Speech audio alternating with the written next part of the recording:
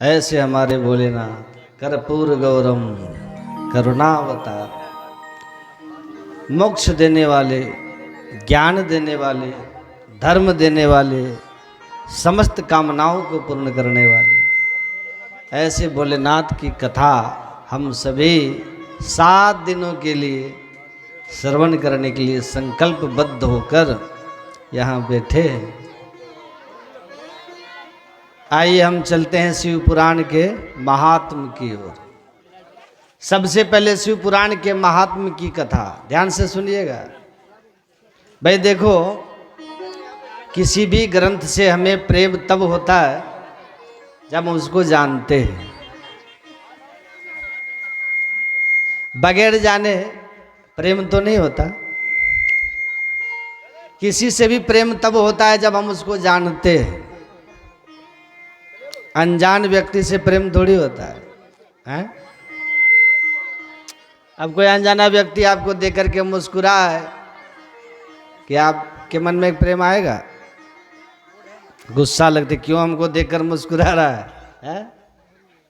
लेकिन आप जानते हैं तो वह मुस्कुराया तो तुरंत आप भी मुस्कुरा कर उसको प्रत्युत्तर देते हैं। भरोसा होता है ना। बाबा तुलसी ने भी मानस में इस बात को समर्थन दिया। जाने बिनु न होई प्रतीति, जाने बिनु न होई प्रतीति,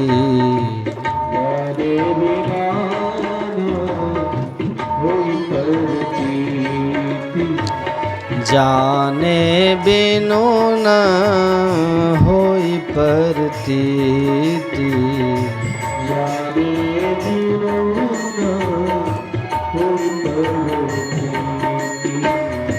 बिनु प्रतीति प्रीति नहीं होती,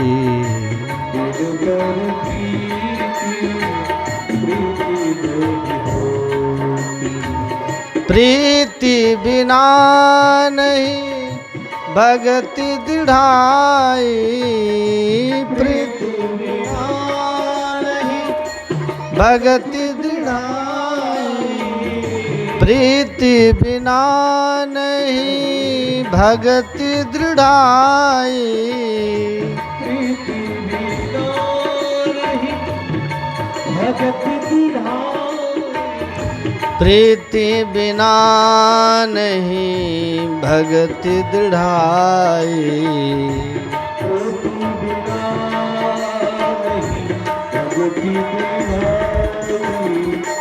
जाने बिनु न होय प्रतीति,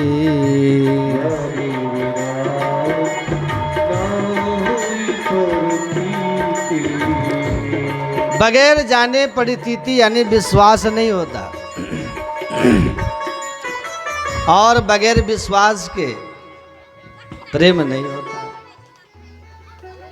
इसलिए किसी से प्रेम करना है तो पहले उसको जानो। बगैर जाने भरोसा नहीं होता और बगैर भरोसे के प्रेम नहीं होता। पहले जान लिया जाए। इसलिए किसी भी ग्रंथ के आरंभ में ग्रंथ का महात्म होता है। ये शिव महापुराण क्या है, पहले इसको जान लो। एक बार 88,000 शौनकादि ऋषियों के मध्य में एक बड़े प्यारे संत का आगमन हुआ, श्री सूत जी महाराज। बोलिए सूत जी महाराज की। बैठे हुए 88,000 महात्मा लोग दीर्घ सत्र कर रहे हैं। श्रीमद् भागवत में भी ऐसी चर्चा आती है ना। 88,000 महात्माओं ने ब्रह्मा जी से प्रश्न किया कि भगवान आप बताएं कि हम कहीं दीर्घ सत्र यानी दीर्घ काल के लिए किसी एक स्थान पर बैठकर भगवान का भजन कर पाए। तब ब्रह्मा जी ने एक चक्र छोड़ा और कहा ये चक्र जहां शांत हो जाए वहां बैठ जाना। तो एक ही निमिष में वो कहते हैं एक अरण्य में आकर के वो शांत हुआ, तब से उस स्थान का नाम पड़ा था नैमिषारण्य, और वहां से श्रीमद् भागवत का आरंभ हुआ। तीर्थराज प्रयाग से ये शिव महापुराण की चर्चा आरंभ होती है। बैठे हुए दीर्घकालीन समय के लिए 88,000 महात्मा लोग,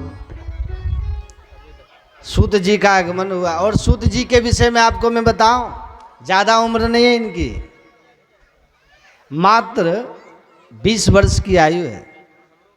हाँ, लेकिन विद्वान इतने करोड़ों करोड़ सूर्य की भांति इनका ज्ञान प्रकाशमान।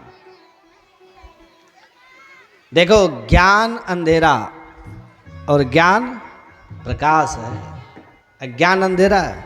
बहुत ज्यादा बड़ी बात मात्र 20 वर्ष की, लेकिन जैसे सूत जी आते हैं ना, तो बड़े बड़े महात्मा, बूढ़े से बूढ़े ऋषि लोग भी इनको देख करके खड़े हो जाते हैं, इनके ज्ञान के कारण। हम संसारियों में ऐसा होता है कि जो आयु में बड़ा हो जाता है हम उसी को बड़ा मान लेते हैं, है ना। कोई 60 साल का, 80 साल का है, 90 साल का है, तो भले ही एक नंबर का मूर्ख है, लेकिन तुरंत हम पांव छूते हैं, तुरंत प्रणाम करते हैं। लेकिन संतों में ऐसा नहीं है। बूढ़े से बूढ़े महात्मा भी किसी युवक को प्रणाम करते हैं। क्यों? ते सर्वे ज्ञान वृद्धस्य, जो ज्ञान में बड़ा होता है संतों में वो बड़ा माना जाता है। कोई धन में बड़ा होता है, कोई बल में बड़ा होता है, कोई आयु में बड़ा होता है, लेकिन ते सर्वे ज्ञान वृद्धस्य, जो ज्ञान में बड़ा होता है हकीकत में वो बड़ा है। जिसके पास ज्ञान है, जिसके पास विवेक है। और हम संसारिक लोग आयु में तो बड़े होते हैं, उसी को बड़ा मान लेते हैं। भाई आयु में बड़ा तो कछुआ भी होता है ना, 500 साल का होता है कछुआ, तो क्या कछुए को हम प्रणाम करेंगे? आयु में बड़ा होना कोई बड़ा होना, ज्ञान जिसके पास है वह बड़ा होता है। अब आचार्य पूज्य सुखदेव मात्र 16 वर्ष के हैं, तन सुकुमार शरीर,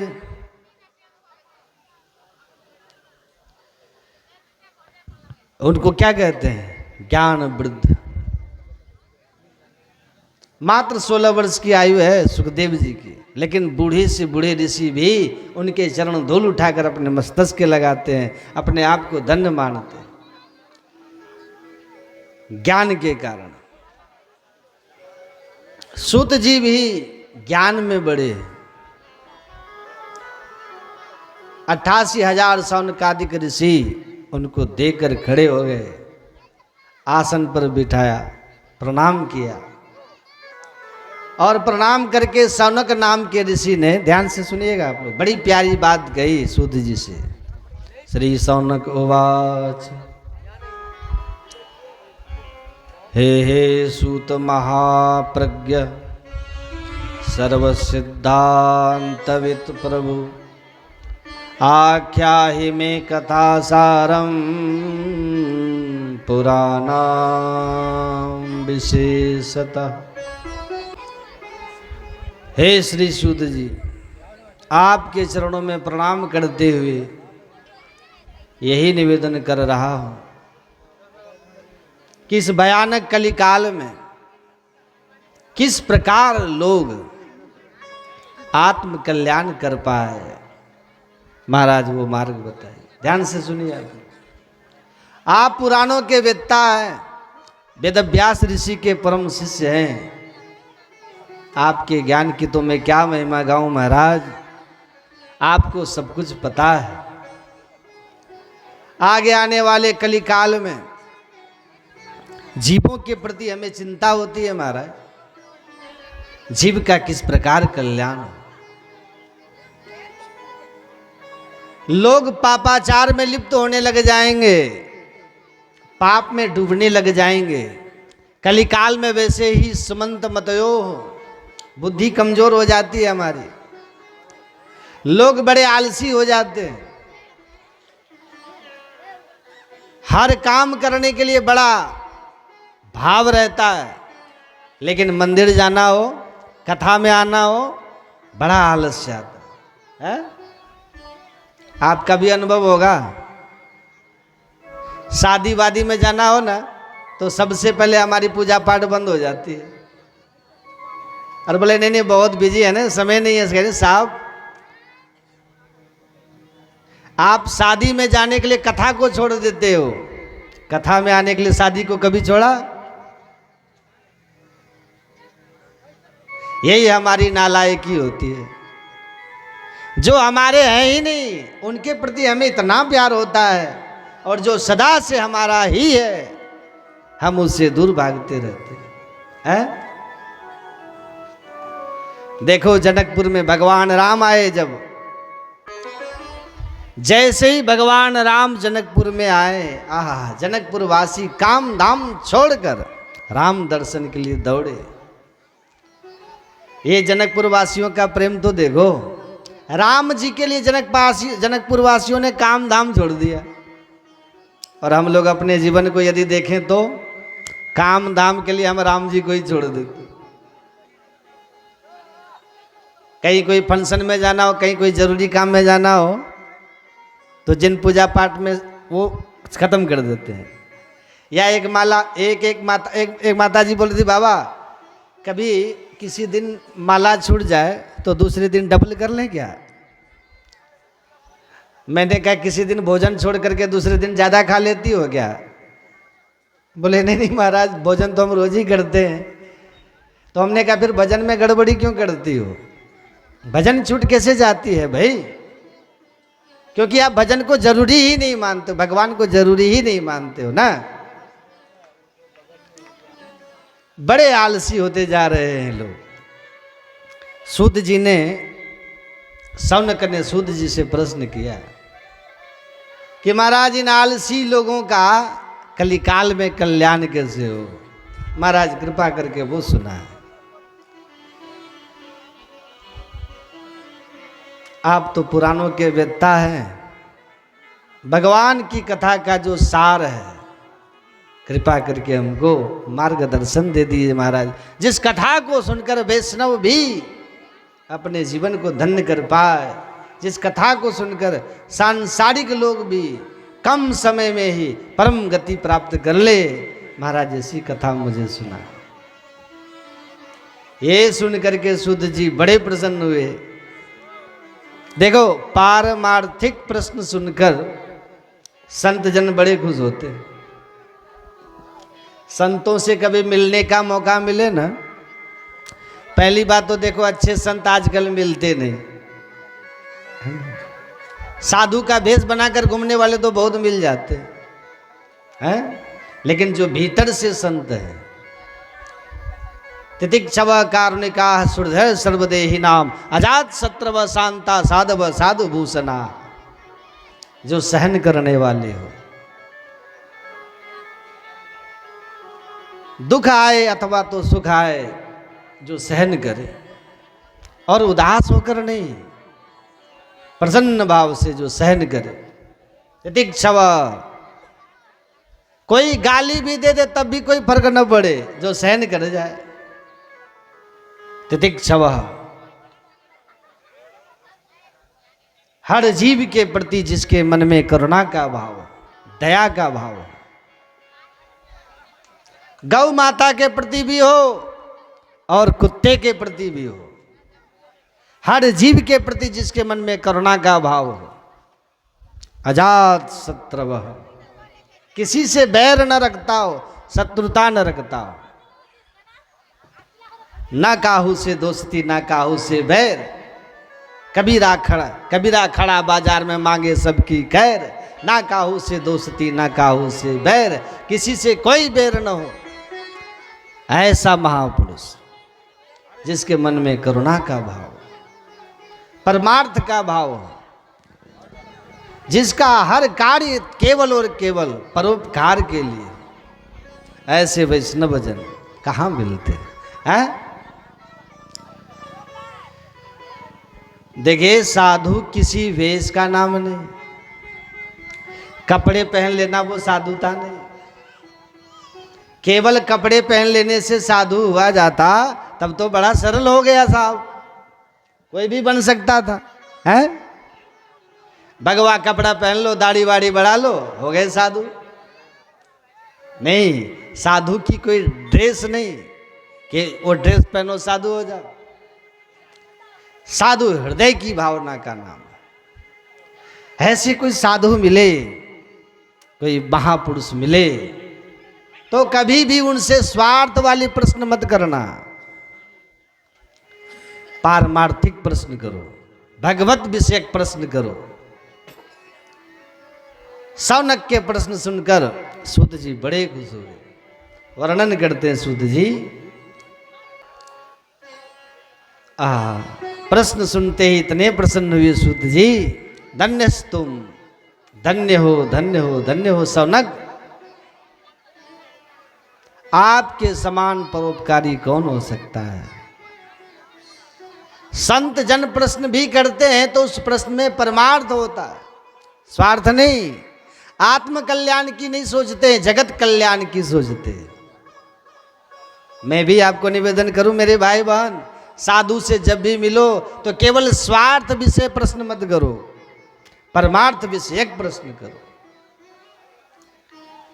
पूछने वाले का भी कल्याण हो, उत्तर देने वाले का भी कल्याण हो, और हम दोनों की बातें जो सुन रहा हो ना, वो तीसरे लोगों का भी कल्याण हो जाए। प्रश्न ऐसा होना चाहिए।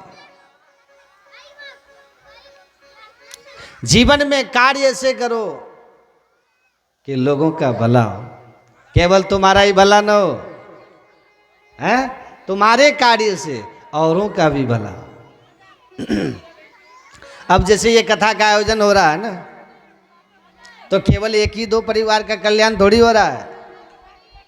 इस कथा से हजारों हजार परिवार का कल्याण होने वाला है। अब यही किसी एक्टर को बुला लेते, नचनिया को, कोई ऐसे ही सांसारिक प्रोग्राम करवा लेते, तो केवल एक ही परिवार की जय जयकार होती, वाह क्या बढ़िया काम किया है, देखो इतने बड़े एक्टर को बुला लिया, इतना बड़ा आयोजन कर दिया, केवल एक ही परिवार की वाहवाही होती। लेकिन कथा से जहां जहां से भी भक्त लोग इस कथा को सुनेंगे, कानों में भगवान का शिवामृत जाएगा, उन सभी परिवार वालों का कल्याण होगा, आयोजक का भी कल्याण है और सुनने वालों का भी कल्याण है। ऐसे आयोजनों से सभी का कल्याण होता है। धन्यास्त्वं मुनिशार्दूल, धन्यस्त्वं मुनिशार्दूल, श्रवण प्रीति लालसा, तो विचार्य सुखया वच्मि शास्त्रं महोत्तमम्। कालव्याल महात्रास विध्वंसक रमुत्तमं, शैवं पुराणं परमं शिवेलोक्तं परामुनि। हे शौनक, आपने जो कथा प्रश्न पूछी है वह केवल और केवल कम समय में, अल्प काल में, शीघ्र यदि किसी को भवसागर पार होना है तो किसी भी तरह से जीव को भगवान महादेव के द्वारा गाई गई ये शिव महापुराण की कथा का श्रेय करना चाहिए। शैवम पुराणम, एक बार भी जिसने मन से भाव से शिव पुराण की कथा सुन ली, उसको स्वप्न में भी अधोगति की चिंता नहीं रहती, स्वप्न में भी उसकी अधोगति नहीं हो सकती है, सदैव और सदैव ऊर्ध्व गति को प्राप्त होता है।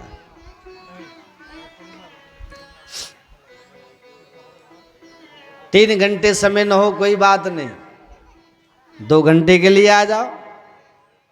2 घंटे भी समय न हो तब भी कोई बात नहीं, 1 घंटे के लिए आ जाओ, आधे घंटे के लिए आ जाओ, हैं? और कभी कभी तो संत लोग ऐसा कहते हैं कि व्यास पीठ पर रखी हुई श्री महापुराण की ग्रंथ का भी यदि हम दर्शन कर लेते हैं तब भी हमारा जीवन धन्य हो जाता है साहब। एक घड़ी आधी में पुनियाद, तुलसी संगत साधु की हरे कोटि अपराध। 3 घंटे समय न हो कोई बात नहीं, 2 घंटे के लिए आ जाओ। वे लोग परम सौभाग्यशाली होते हैं जिनको भगवान शंकर खुद प्रेरित करके अपने इस पुराण की कथा का सुनने का अवसर देते हैं। सूत जी वर्णन करते हैं, जन्मांतरे भवेत पुण्यम महद्यस्य यचुस्सुदे तस्य प्रतिर्भवत तत्र महाभाग्यवतो।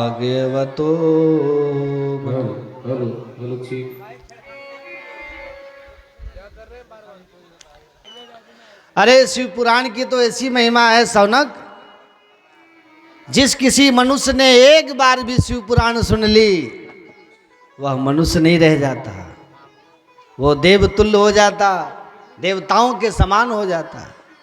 ऐसी शिव पुराण की महिमा सूत जी स्वयं गा रहे हैं। मुहूर्तम वा बदर्थम वा तदर्थम वा क्षणम च, एक मुहूर्त आधा मुहूर्त आधी घड़ी आधी में पुनियाद। जिसने भगवान शिव की इस महान ग्रंथ का आश्रय कर लिया वह मनुष्य नहीं रह जाता, वह देव हो जाता। हमारे आपके ऊपर कितनी कृपा हुई है शिव जी की है। 7 दिनों तक 3-3 घंटे बैठकर इस कथा का यदि हम दर्शन कर रहे हैं तो हमारा जीवन धन्य हो सकता है। और हाँ, केवल एक दिन से बात नहीं बनेगी, हाँ? सदा सेव्यास सदा सेव्यास सदा सेव्यास विशेषतः शिव महापुराण में कहा गया है कि केवल एक दिन से नहीं, सदा सेव्या। जब भी जीवन में अवसर मिले, जब भी जीवन में समय मिले, जब भी दिन में समय मिले, शिव महापुराण का स्मरण कर लो। हम लोग सोच रहे केवल 7 दिन सुन लेने से बात बन जाएगी, हैं? श्रावण आया, बोले शिव जी को केवल जल चढ़ा दो, बस बाबा प्रसन्न हो जाएंगे। नहीं, भक्ति को सीजनल मत बनाओ साहब, सदा सेव्या। नवरात्रि आते ही इतने भक्त दिखाई देते हैं माताएं के। अभी नवरात्रि आने वाली है ना, कि आ गई? घर घर में माता के भगत हो जाएंगे। लेकिन जैसे नवरात्रि गई सब चालू हो जाता। 9 दिन दुर्गा दुर्गा और 10वें दिन से मुर्गा मुर्गा। लेकिन जैसे नवरात्रि गई सब चालू हो जाता। मुर्गा बकरा शराब मांस मदिरा सब चालू। और 9 दिन बड़े भगत बने रहते। अब बाकी के 9 महीने जय जय सिया राम। हाँ, 11 महीने भक्ति कहाँ चली जाती है भाई? भक्ति सीजनल नहीं होनी चाहिए, ध्यान दीजिए। कोई ऐसा दिन नहीं जाए, कोई ऐसा महीना न जाए, कोई ऐसी घड़ी न जाए, कोई ऐसा मुहूर्त न जाए जब मुख से न निकले ओम नमः शिवाय, नमः पार्वती पतये, हर हर महादेव। बोले बाबा तेरी नौकरी। सुनना है? सुनिए।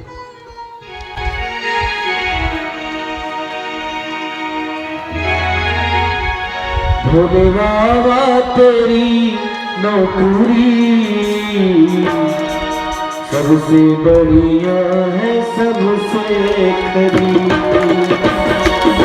भोले बाबा तेरी नौकरी सबसे बढ़िया है, सबसे खरी।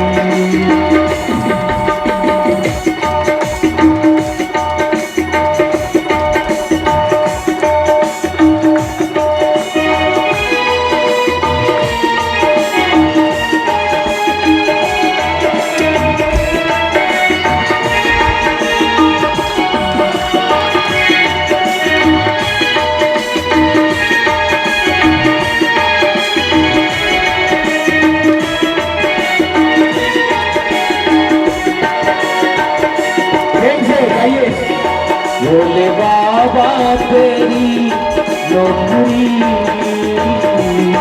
सबसे बढ़िया है सबसे खरी। भोले बाबा तेरी नौकरी सबसे बढ़िया है सबसे खरी।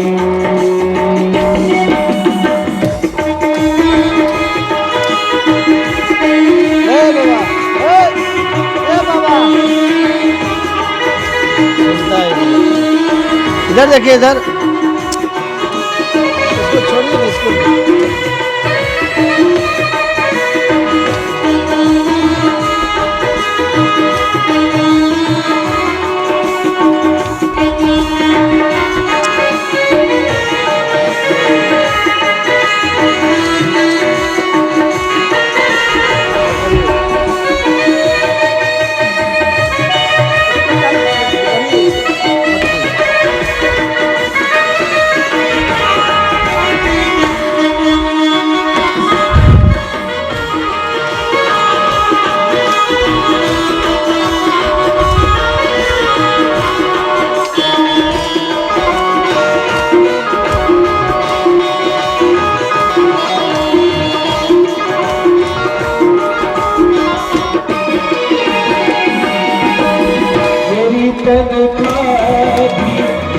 कुछ कम नहीं, कुछ मिले या मिले कम नहीं।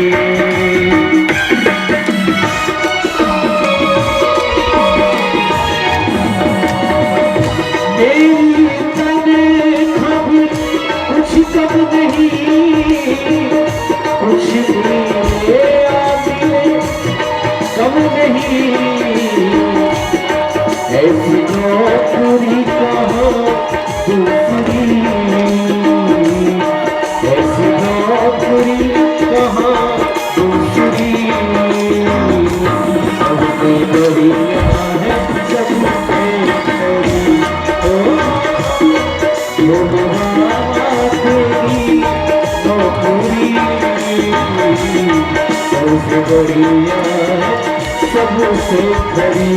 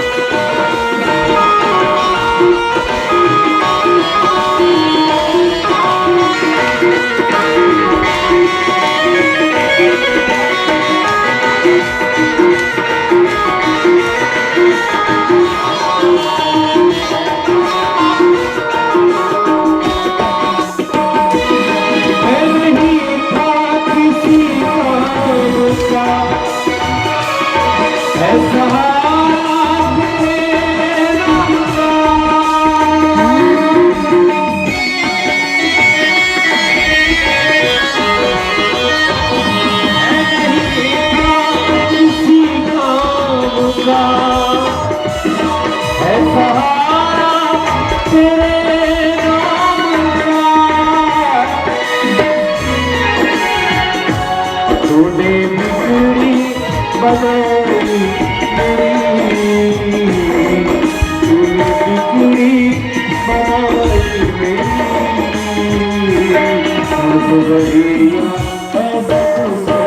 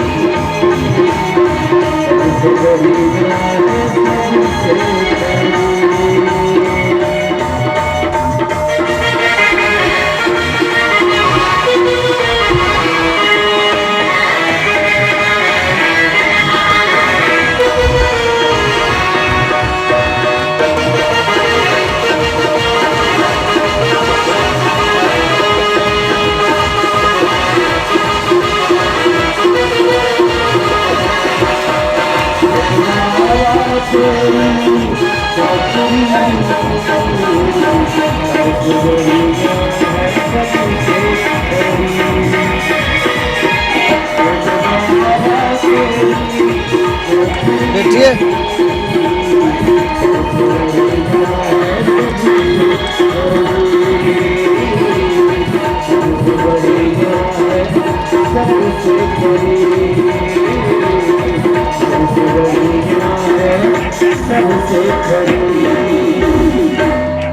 नमः पार्वती पते।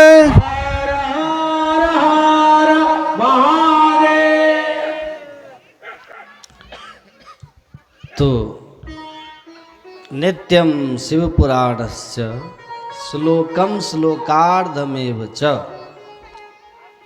कहते हैं सूत जी की हे सौनक, शिव पुराण का एक श्लोक पढ़ने वाला, ध्यान से सुनिएगा, अथवा तो एक श्लोक का भी आधा श्लोकार्ध भी यदि पढ़ लेता है तो परम गति को प्राप्त हो जाता है। ऐसी शिव पुराण की महिमा है साहब। जो मानव हर तरह का पाप कर लिया, ध्यान से सुनिएगा, एक भी पाप जिसे छूटा न हो और पाप करते करते ही वो मर गया, ऐसा पापी मरणोपरांत भी शिव महापुराण की कथा सुन लेता है तो मरने के बाद भी कभी कभी शिव महापुराण की कथा हमको धन्य कर देती है साहब। तो सूत जी को थोड़ी शंका हुई कि महाराज क्या मरने के बाद भी हमारी गति हो सकती है? बोले अवश्य हो सकती है। इसमें एक इतिहास की घटना बताई कि रात नगर में, पुराने जमाने की बात है, पुराने समय की बात है, आसीत की रात नगरे ब्राह्मणों ज्ञान दुर्लभ, दरिद्रो रस विप्राता वेद धर्म परान्मुख, संध्या स्नान परिभ्रष्टो वैश्यवृत्ति परायण, देवराज विख्यातो विश्वस्तजन वंचक।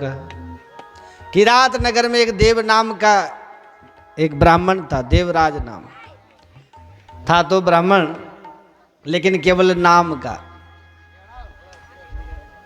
न संध्या करता था, न अपने धर्म का पालन करता था, न सत्य बोलता था और न धर्म के मार्ग पर चलता था, केवल नाम का ब्राह्मण था।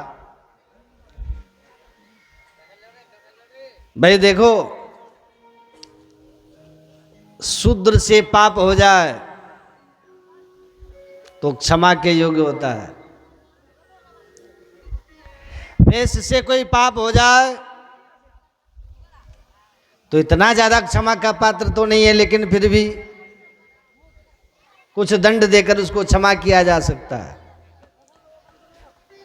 क्षत्रिय से पाप हो जाए तो थोड़ा और ज़्यादा दंड देकर उसको क्षमा किया जा सकता है, लेकिन ब्राह्मण से कोई पाप हो जाए तो वो क्षमा के योग्य नहीं होता है, क्योंकि परमात्मा ने बहुत कृपा करके मनुष्य तन तो दिया ही है, साथ में ब्राह्मण का जीवन दिया है।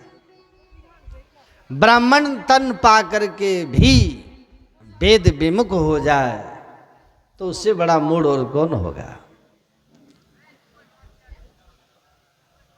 देवराज नाम का ये ब्राह्मण संध्या कर्म इत्यादि से पतित हो गया। वैश्य का कर्म करता था, मतलब व्यापार इत्यादि। व्यापार करना कोई बुरी बात नहीं है, लेकिन उस व्यापार से कमाया गया जो धन है उसका खर्च धर्म में करे तो, केवल स्वार्थ के लिए धन कमाया जाए वो धन हमारे नाश का कारण बनता है। बहुत ध्यान से सुनिएगा, धनात् धर्मम तथा सुखम। शास्त्र में कहा गया धन से डायरेक्ट सुख नहीं मिलता, धन से धर्म करो, धर्म से सुख प्राप्त होता। क्या देख रहे हैं? तो किरात नगर रहने वाला देवराज नाम का जो ब्राह्मण है, पैसा तो बहुत कमाया इसने जीवन में, लेकिन पैसे कमाने का तरीका भी इसका अच्छा न था। जो इस पर बहुत भरोसा करते थे उसी को ठगता था, उसी को लूटता था। और ध्यान से सुनिएगा, जीवन में सबसे बड़ा पाप मैं समझता हूं किसी के विश्वास को तोड़ना है। कोई तुम पर बहुत भरोसा करता हो ना, तो मेरे भाई बहन शिव पुराण की कथा में बैठे हुए ध्यान से सुनना, किसी के भरोसे को तोड़ने के समान दुनिया में कोई पाप नहीं हो सकता, कोई अपराध नहीं हो सकता। कोई तुम पर खुद से ज्यादा भरोसा करता हो, उसके भरोसे को कभी तोड़ना मत। ये ब्राह्मण और पाप तो करता ही था, खुद पर भरोसा करने वाले को भी लूटता था, उनका भरोसा तोड़ता था। घर में एक बहुत अच्छी पत्नी थी, परम भक्त थी वो, भक्तिमती थी वो, लेकिन इसी पत्नी के रहते हुए भी वो ब्राह्मण पतित हो गया था। एक बार कहीं दूर भ्रमण करने के लिए गया है और वहां पर सौभावती नाम की एक वेश्या से उसका परिचय हुआ, मुलाकात हुई। वेश्याम स्वभावतीम नाम दृष्टवा तत्रापि विवलः। घर में इतनी अच्छी भार्या, परम भक्तिन, परम सुशीला है, लेकिन उस वेश्या पर दृष्टि गई, मन में आकर्षण हुआ, कामनाएं बढ़ी और उससे करीब गया। बात करते करते मन में और कामना बड़ी तीव्र हुई और इंद्रियों की वशीभूत होकर उस वेश्या के साथ ही रहने लग गया। देखो भाई, काम जो है ना, ये जीव का बहुत बड़ा शत्रु है। जय शत्रु महाबाहो काम रूपम दुरासदम। भगवान श्री कृष्ण भगवत गीता में कहते हैं, इन शत्रुओं को अंदर आने ही न दिया जाए, द्वार पर ही उनको मार के खत्म कर देना चाहिए। ध्यायतो विषयाम पुंसः संगस्ते सुपजायते संगात संजायते कामः कामात् क्रोधो विजायते क्रोधात् भवति सम्मोह सम्मोहात् स्मृति विभ्रम स्मृतिभ्रंशात् बुद्धिनाशो बुद्धिनाशात् प्रणश्यति। ध्यायतो विषयान् पुंसः। बहुत ध्यान से सुनना, जब हम विषय का ध्यान करते हैं ना, तो ध्यान करने मात्र से ही हमारे भीतर बहुत सारी बुराइयां आनी शुरू हो जाती है। कथा में कम से कम इतना तो फायदा होता है ना, आप लोग 3 घंटे बैठे रहते हो, कम से कम 3 घंटे आप भगवान का स्मरण तो करते हो ना, दुनियादारी का स्मरण तो नहीं आता है। 3 घंटे भी यदि हम कथा में बैठे होते हैं तो हम भगवान का स्मरण कर रहे होते। पाप का स्मरण करने से तो बचते हो है? मन में कुसंगति आए वहीं पर उसको खत्म कर दो। आपने थोड़ा भी ढीला किया ना और बुराइयां भीतर आ गई, फिर तो तुम्हारे हाथ की बात गई, फिर तो तुम उनके कठपुतली हो जाते हो। मन के बस। एक राजा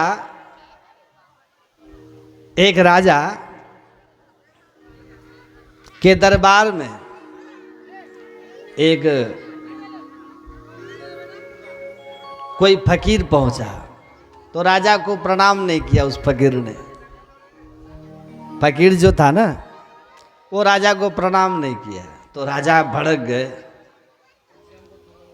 कहा कौन है ये, मेरे दरबार में आया और मुझे प्रणाम तक नहीं किया, ये कौन है? पूछो ये क्यों नहीं प्रणाम किया, क्यों नहीं सम्मान किया? मंत्री जाके पूछा क्या कौन है तू, और तूने हमारे राजा को प्रणाम क्यों नहीं किया?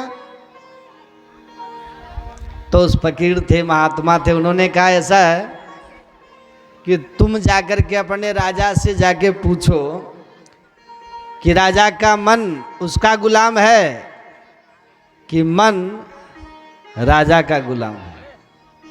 जाओ पूछ के आओ, राजा मन के बस में है कि राजा का मन उसके बस में हो, जाके पूछ के आओ। तो मंत्री आया, पूछा महाराज, उत्तर देने के बजाय सवाल ठोका उसने, सवाल दागा। क्या कहा? तो पूछा कि पूछ के आओ राजा से कि राजा मन के गुलाम है कि राजा का गुलाम उसका मन है, कौन किसके बस में हो? तो राजा थोड़ा सोचकर बोले कि मैं तो मन के बस में हूँ, जैसे मन कहता वैसे ही चलता हूँ।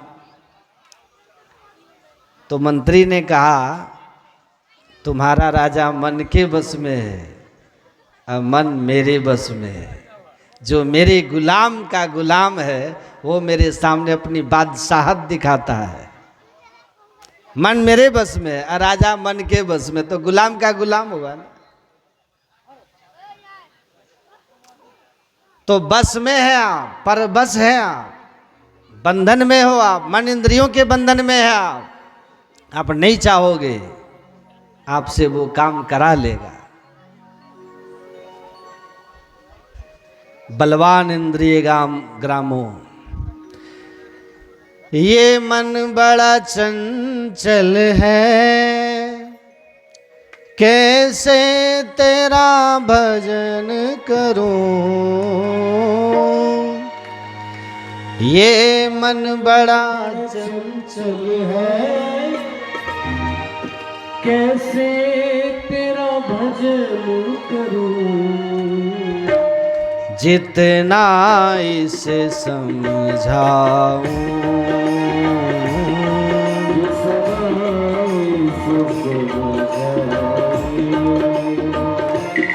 जितना इसे समझाऊं,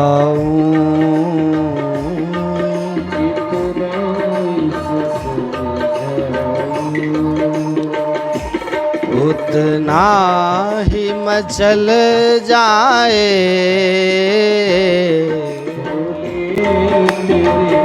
चरणों की मिल जाए, तेरे चरणों की।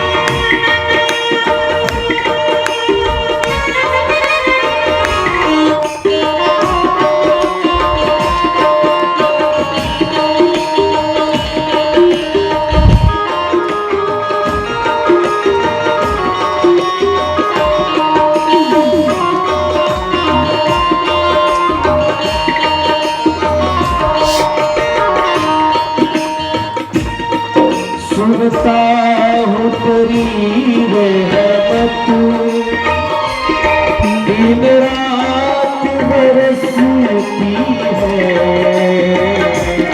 सुनता हूँ तेरी रहमत दिन रात बरसती है। हो तेरी रहमत दिन रात बरसती है। सुनता हूँ तेरी रहमत दिन रात बरसती है। जो दिल जाए एक बूंद जो मिल जाए दिल की कली खिल जाए। बाबा तेरे चरणों की कब भूल जाए। बाबा तेरे चरणों की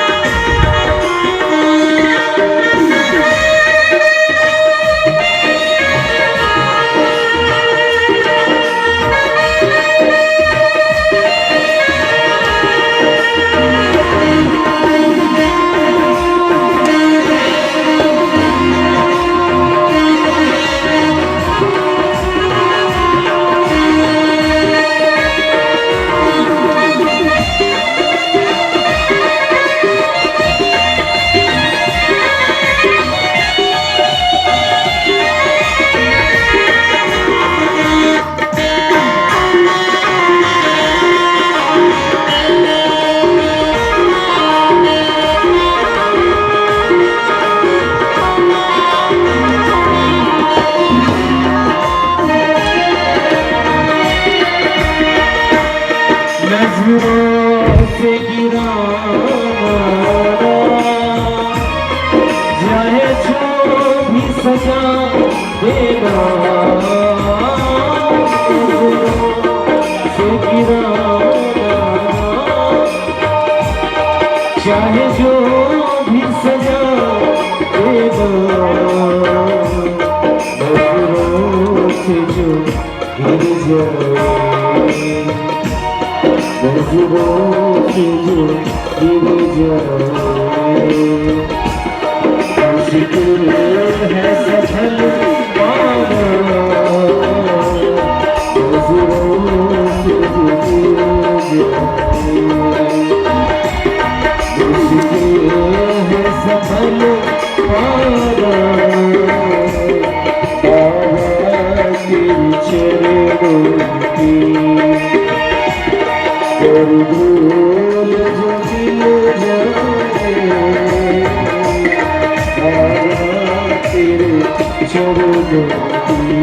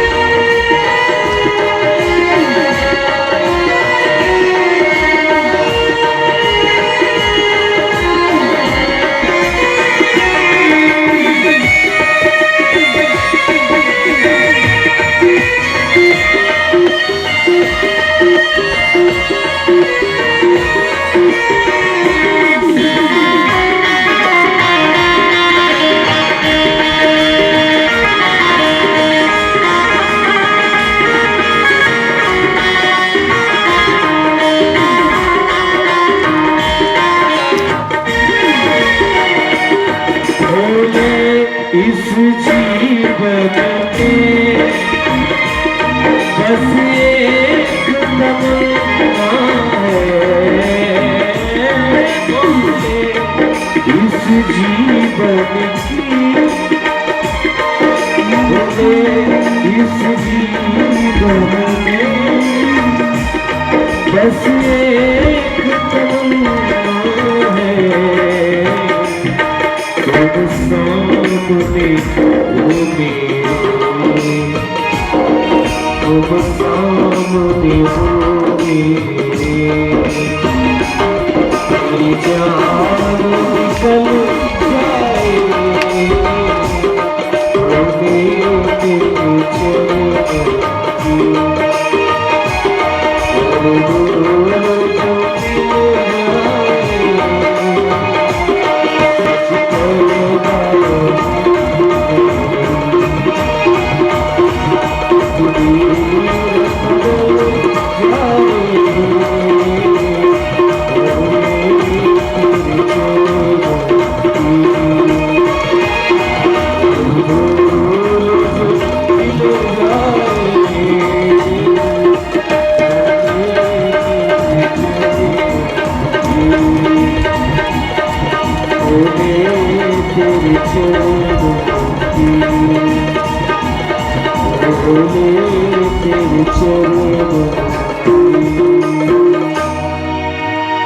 बोलिए ओम नमः पार्वती पते हर हर हर महादेव।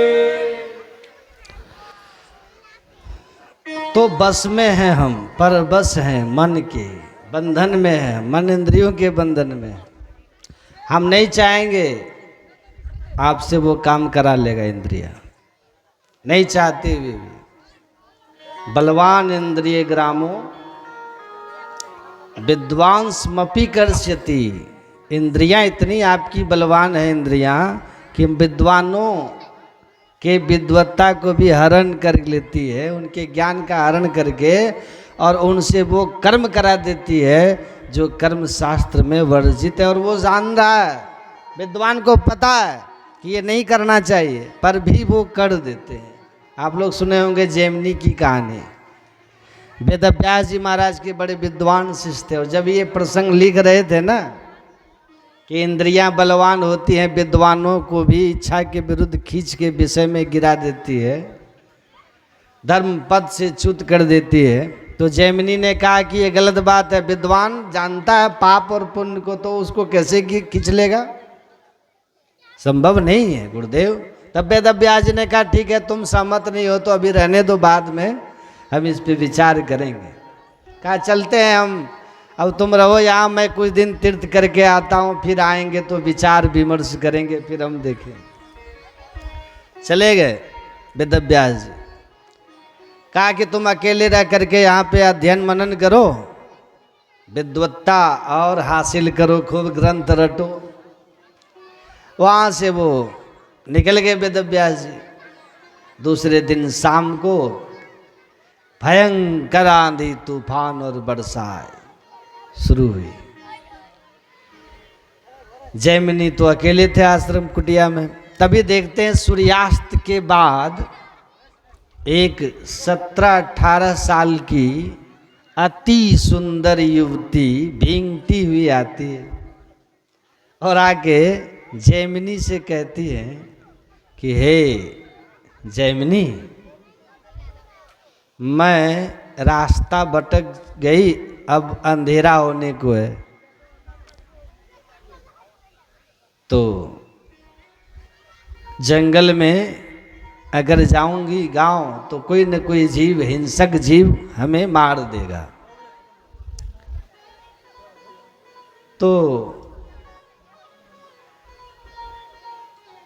आप हमको रात भर यहाँ रहने दीजिए, शरण दीजिए।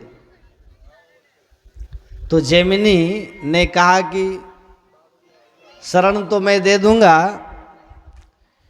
आप आई हो तो शरणागत के जे तजहि निज हित अनहित अनुमान, ते नर पापमय ते नहीं बिलोकत हानि। भगवान राम कहते हैं शरण में आए हुए को अपना लाभ हानि का ख्याल करके जो त्याग कर देता है तो उसको पाप लगता है। शरण में कोई आए तो लाभ हानि भी हो ना, तो उसको उसका चिंता नहीं करना चाहिए। लेकिन भगवान का भाव अपना है, हम अपने फायदे के लिए उसको कहीं घुसेड़ देते हैं, है ना। अपने अर्थ अपने हिसाब से अर्थ कर लेते हैं। जैमिनी को लगा कि ये तो सही है, रख भी लेना चाहिए। अगर इसको हम छोड़ देते हैं, रात्रि का समय है, कोई हिंसक जीव या कोई अपराधी ही इसके साथ दुष्कर्म कर ले तो पाप लग जाएगा और ये अधर्म है, हम इसकी रक्षा करें, सम्मान करें। तो जैमिनी ने उसको रहने का आदेश दे दिया कुटिया में, लेकिन एक शर्त पर रखा कि आप मेरे झोपड़ी में रह जाओ, मैं गुरुजी के कमरे में चला जाऊंगा। सुनो, युवती से कहता है कोई भी रात में दरवाजा खटखटाए ना तो मत खोलना, मैं भी अगर आऊं खटखटाऊं और खोलने के लिए कहूं तो मत खोलना। बोल दिया। बोली ठीक है, अंदर चली गई, कपड़े इन्होंने दिए, आराम से रह गई, दरवाजा बंद कर ली, जैमिनी चले गए। जाकर जैमिनी वेद अभ्यास के झोपड़ी में बैठ करके कुछ अध्ययन करके और जब सोने लग गए तो अध्ययन में उनका मन विचलित होने लगा। विद्वान थे ना, ध्यान नहीं करता था। विद्वान को अपनी ओर खींचती है इंद्रियां। तो उनका ख्याल उस सुंदर युवती के चेहरे की तरफ जाने लगा। ये भी युवा थे, मन विचलित हुआ। अब बार बार उसका ख्याल आने लगा और भगवान कृष्ण क्या कहते हैं, ध्यायते विषयान पुंस संगस्ते सुपजायते संगात संजायते कामः कामात् क्रोधो विजायते क्रोधात् भवति सम्मोह सम्मोहात् स्मृति विभ्रमः स्मृति भ्रंशात् बुद्धिनाशो बुद्धिनाशात् प्रणश्यति। भगवान कहते हैं किसी भी विषय का, रूप हो या रस हो या गंध, स्पर्श या शब्द हो, बार बार चिंतन करने से, बार बार उसके अपने मन में लाने से उस विषय के प्रति आसक्ति हो जाती है। और जैसे आप उसको आसक्ति हो गई तो फिर उसके बिना आपको बेचैनी होगी। आप चाहे वो कुछ भी हो, साधारण शराब की आसक्ति हो जाती है, आदत पड़ जाती है, आदमी रह पाता है। सिगरेट चाय परेशान करके रख देता आपको। तो बार बार चिंतन करते हैं किसी चीज का तो ऐसा लगने लग जाता है कि वो वस्तु हमारे बुद्धि में, हमारी बुद्धि के लिए बड़ा कीमती हो जाता है, फिर हमारी बुद्धि के लिए, है ना। इसीलिए हर किसी को हर चीज बड़ा महत्व का नहीं होता। आपके लिए लग सकता है कोई चीज बड़ा महत्वपूर्ण है, इसके बिना मेरा जीवन अधूरा, हमको लगेगा दो ये फालतू बात है, बकवास है ना। है क्या पागलपन है, क्या रखा है, कुछ तो नहीं है।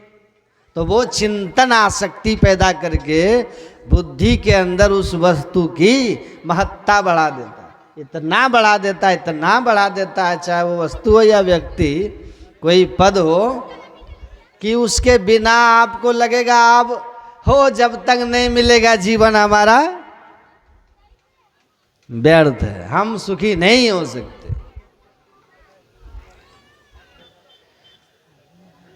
तब क्या होता है, उसके पाने के लिए हम प्रयत्नशील हो जाते हैं और अगर उस प्राप्ति में कोई बीच में बाधक बन के आया तो क्रोध उत्पन्न होता है और उससे दुश्मनी हो जाती है। वो दुश्मन के जैसा लगने लगता है। भले मित्रों, परम स्नेही हो, आपका परम हितैषी हो और वो जान रहा है कि जिस वस्तु को पाने के लिए ये प्रयत्न कर रहा है इसके लिए अहितकर है, तब भी आपकी आसक्ति आपके बुद्धि को, विवेक को ऐसा ढक देगा कि आप उसको दुश्मन मानोगे, हितैषी को। और जब दुश्मन मान लोगे ना, जो कार्य में विघ्न डाल रहा है, वस्तु प्राप्ति के बीच बाधक जो बन रहा है, तो बुद्धि वहीं आपकी भ्रष्ट हो जाएगी, नष्ट हो जाएगी, स्मृति भ्रम हो जाएगा, भ्रष्ट, धर्म अधर्म, अपना पराया कुछ नहीं रहेगा। अब फल क्या होगा, प्रणश्यति। उसके बाद आपका पतन हो जाएगा। पतन हो जाता है ना, है? तो जैमिनी जो था, जैमिनी को चिंतन होने लगा, बार बार चेहरा घूम रहा है, सामने घूम रहा है। तो चिंतन में क्या किया चिंतन ने कि जैमिनी को अब आसक्ति हो गई, उस युवती से आसक्ति हो गई। अब उसको लगा कि मैं तो ब्रह्मचारी हूँ और ये गुरुजी हमारे भी गृहस्थ हैं, वेदव्यास गृहस्थ थे, सुखदेव जी उनके पुत्र हैं।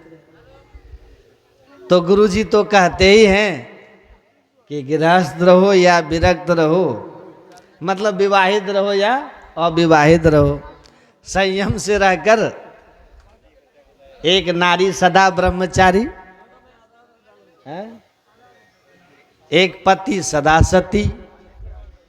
तो इस तरह से अपने जीवन को पाप कर्मों से अलग रख करके ध्यान भजन करके कोई भी मुक्ति पा सकता है, कोई भी मोक्ष पा सकता है। विवाह संबंध के अतिरिक्त संबंध जो है वो पाप है। तो कहा कि देखिए बुद्धि, ये मन जो है ना कैसे फंसाता है, कैसे फंसाता है, लाभ दिखाएगा आपको एकदम से। अब धर्म की व्याख्या बदल जाएगी, है ना।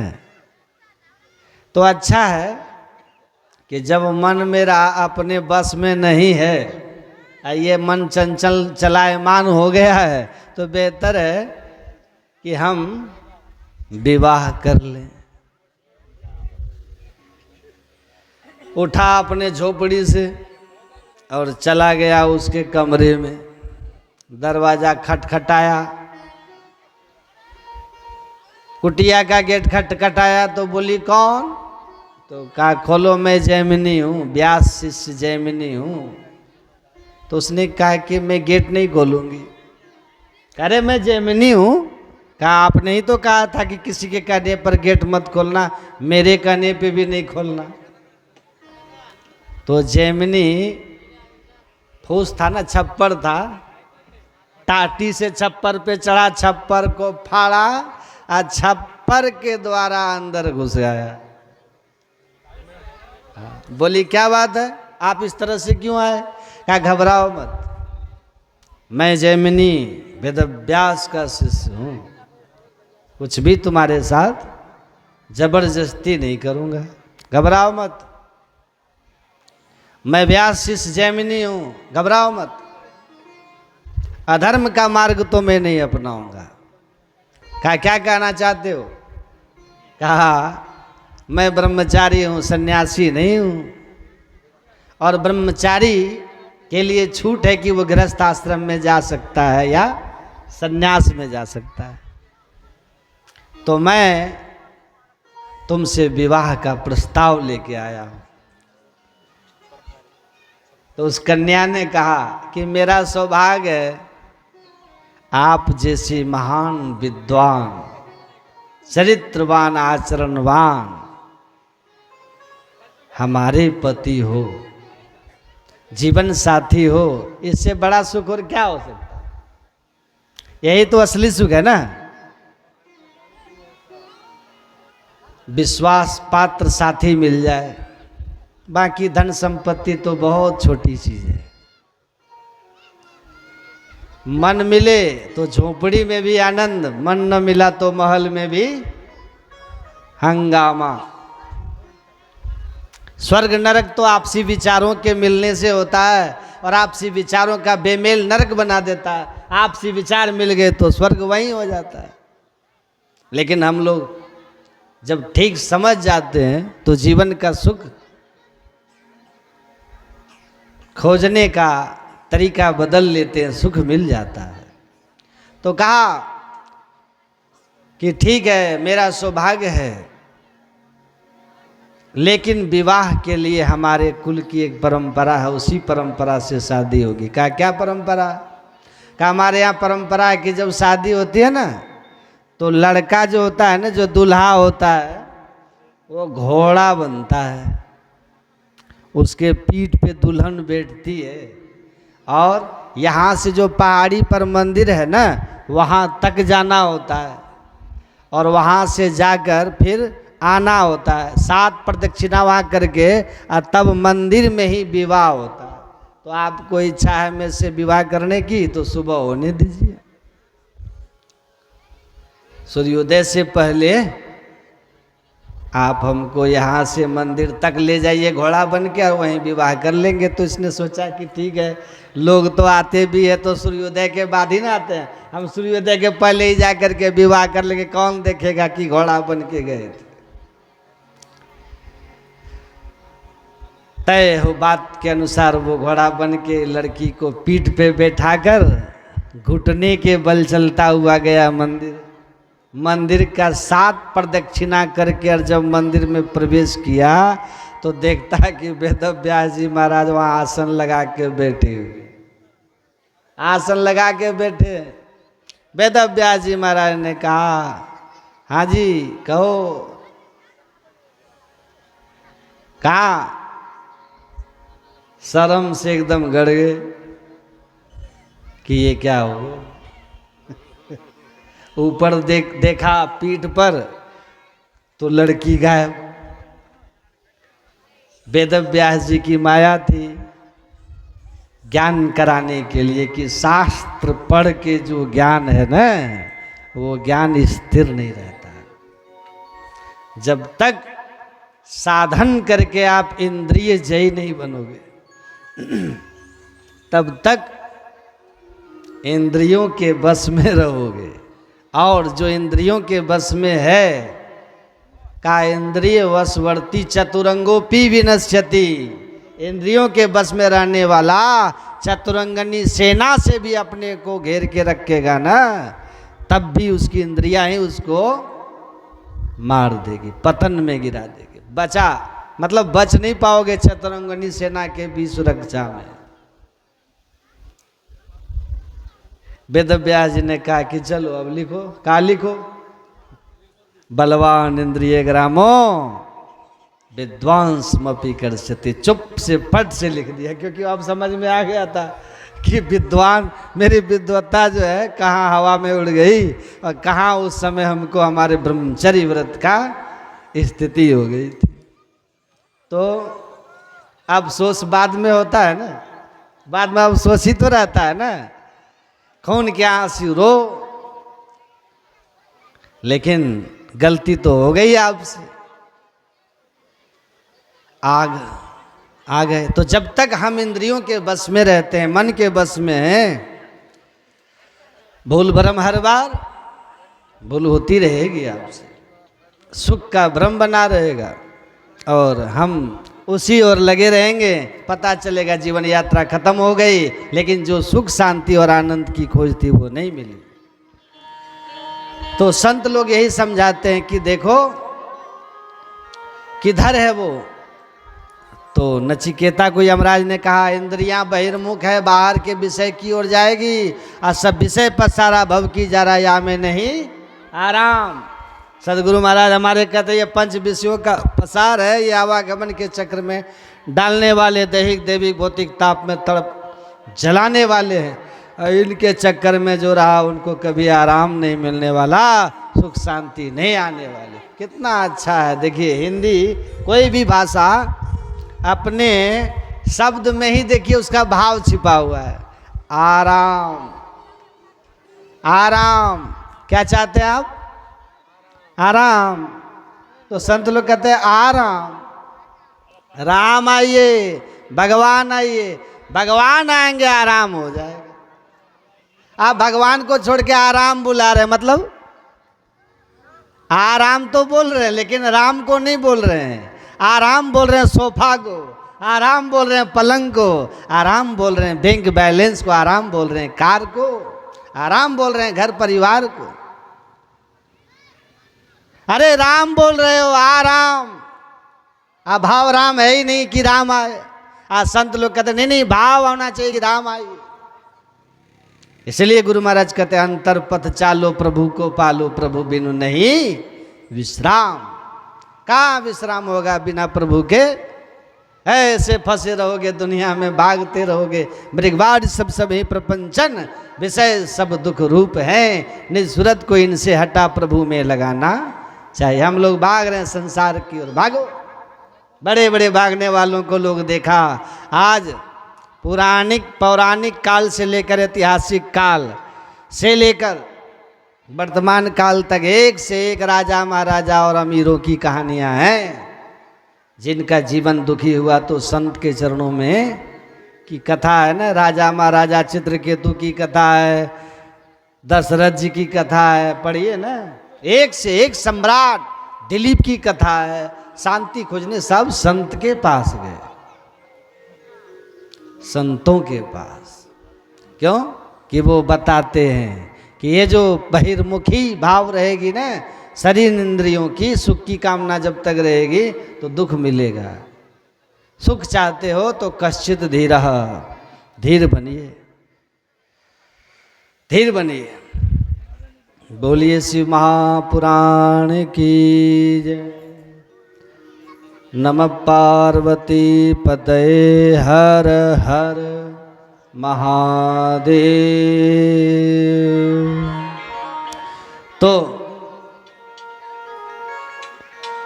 हमें पता नहीं है कि सुख का सही मार्ग क्या है। संत लोग बहुत पहले भारतीय ऋषियों ने इसको स्थापित कर दिया कि सुख शांति आनंद अमरता वो आपके अंदर में है। और यही कथा हमें सिखा रही है कि परमात्मा रूपी शिव प्रभु व्यापक सर्वत्र समाना प्रेम ते प्रकट होई में जाना। तो ऐसे युक्ति संत बताते हैं कि परमात्मा से अतिशय प्रेम हो जाता है और परमात्मा का प्रेम गुरु की कृपा उस मोक्ष के द्वार को खोल देता है, जिससे हमारा परम कल्याण हो जाता है। ये देवराज नाम का जो ब्राह्मण है उस वेश्या के आकर्षण के चंगुल में फंसा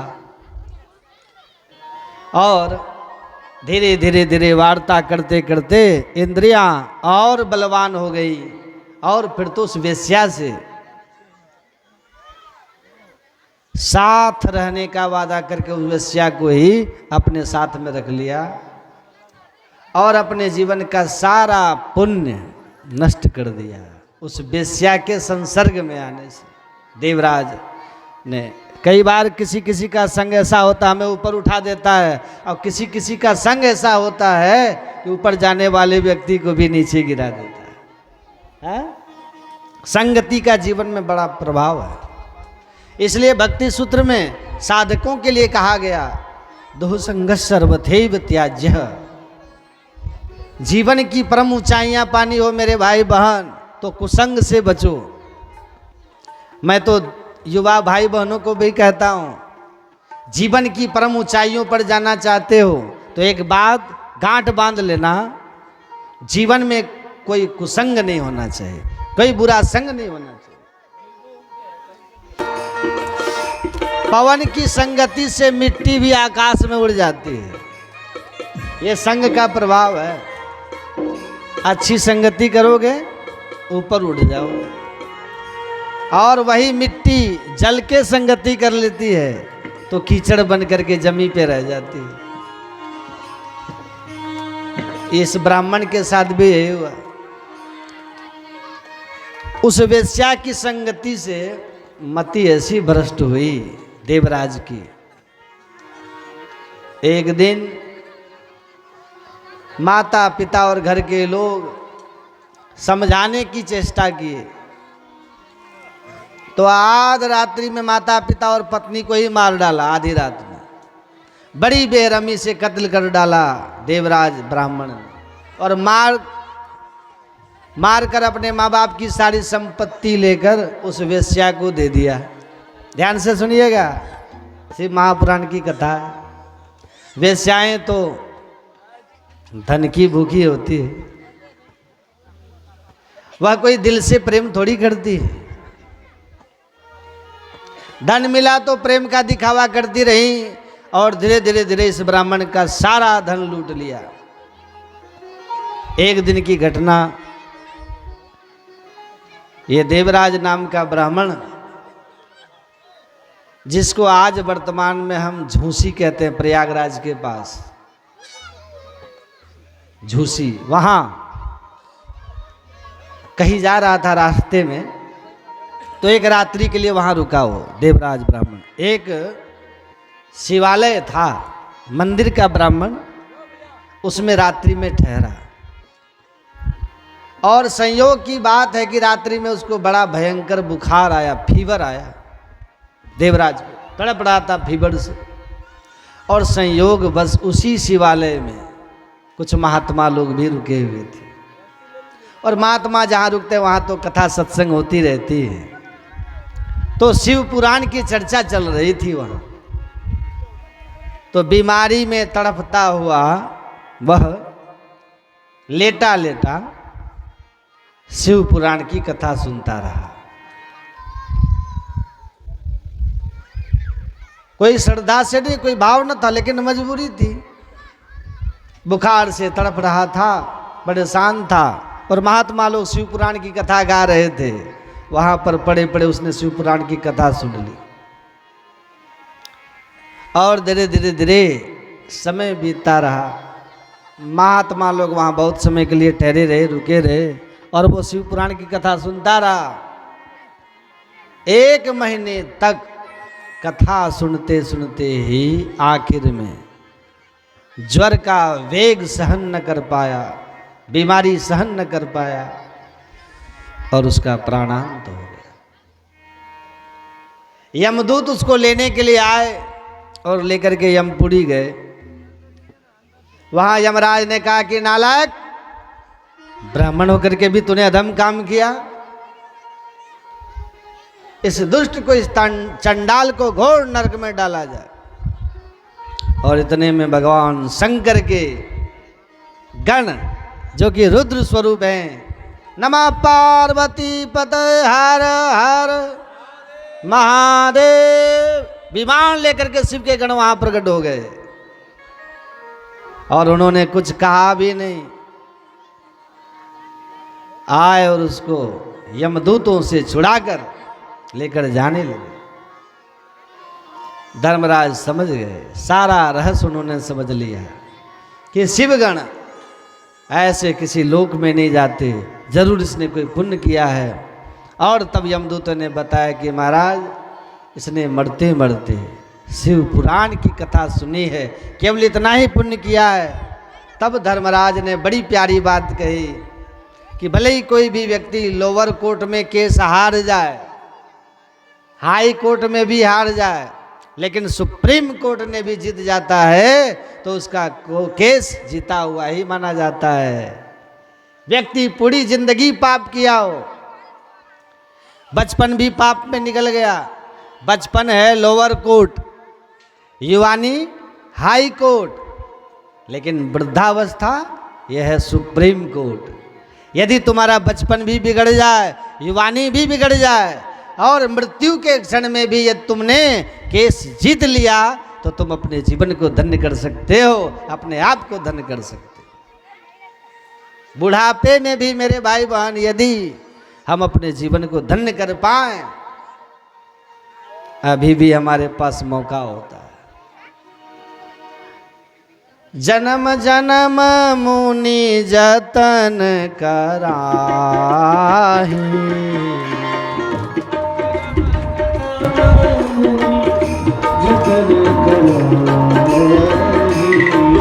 हाँ जन्म जन्म मुनि जतन कराहि,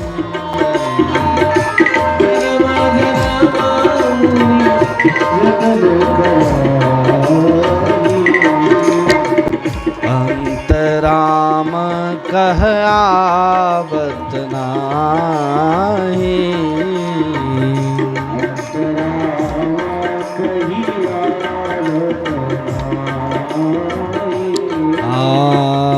अंतराम कह आवत नाही,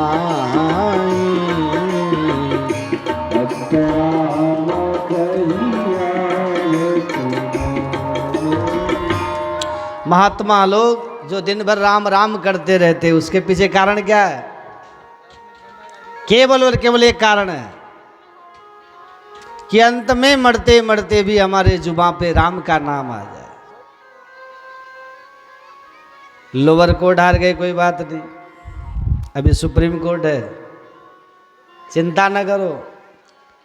ऐसा प्रयास करो कि सुप्रीम कोर्ट में अपना केस तुम जीत जाओ, मतलब वृद्धावस्था में तुम अपने जीवन को धन्य कर लो। अभी हाथ में अवसर है, मौका है। अंतराम कही आवत नाही,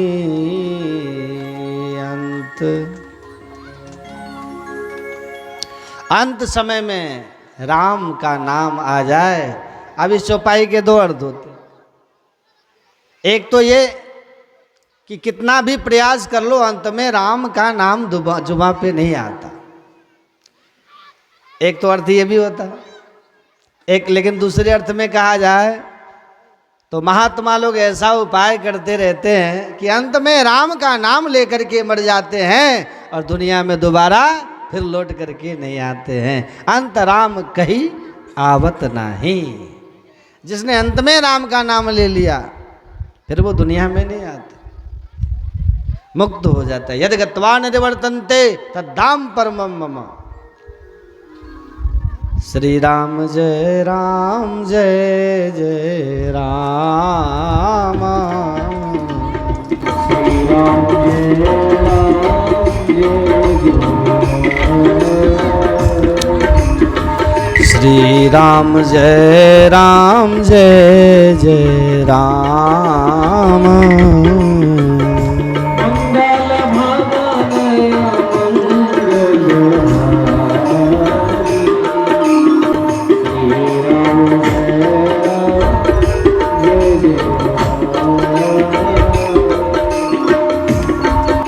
यमराज समझ गए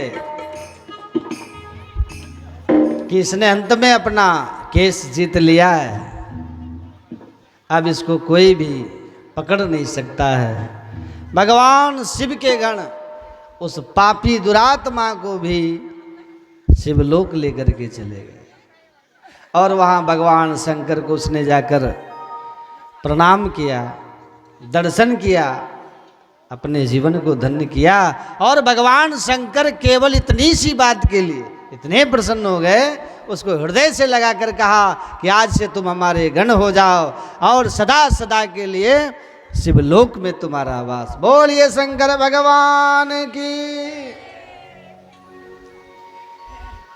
मरते मरते उसने शिव पुराण की कथा सुन ली। नरक में जाने के बाद भी देवराज नाम का ब्राह्मण धन्य हो गया। ऐसी महिमा है शिव पुराण की। श्री शुद्ध जी वर्णन करते हैं कि हे सौनक, मरने वाला भी अंत काल में भी एक बार शिव पुराण की कथा सुनकर जब धन्य हो सकता है तो हम जीते जी यदि सुने मेरे भाई बहन तो क्यों धन्य नहीं होंगे?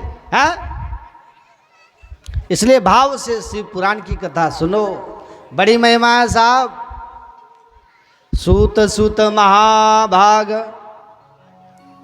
सर्वज्ञो श्री महामते, तत्र सादात कृतार्थोहम पुनः पुनः।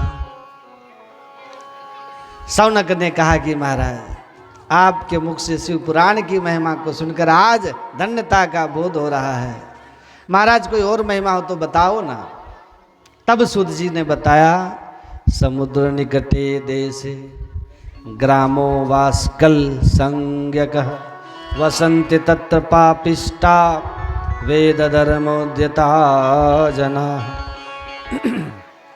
एवं कुजन संवासे ग्रामे बास्वल संगीते, तत्रैकौपिन्त को नाम विप्रासीन महाधम।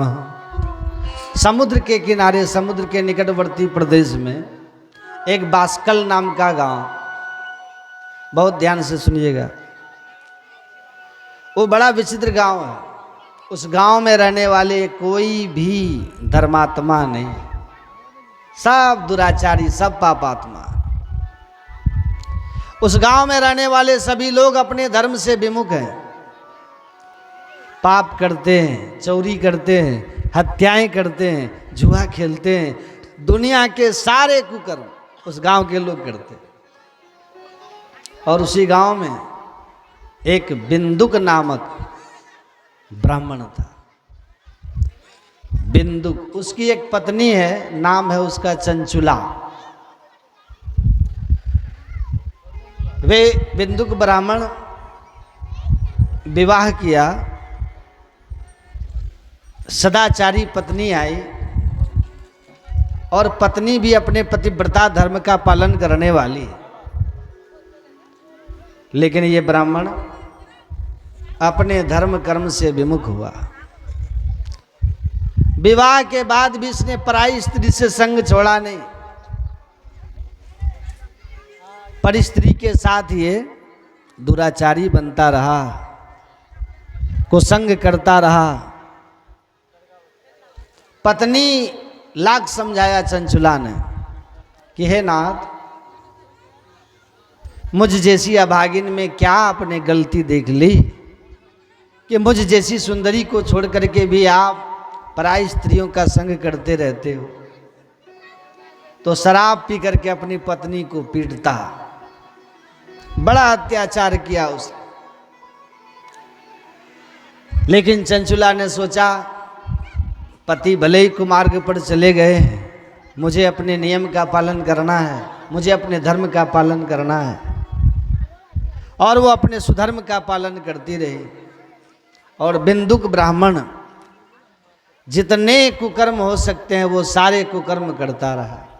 जो भी धन कमाता उस दूसरी स्त्री को दे देता, वेश्याओं को दे देता। जुआ खेलना, मदिरा पान करना, परस्त्री गमन करना, ये सारी बुराइयां उस बिंदुक में थी। चंचुला घर में रहकर अपने पति के आने की प्रतीक्षा करती।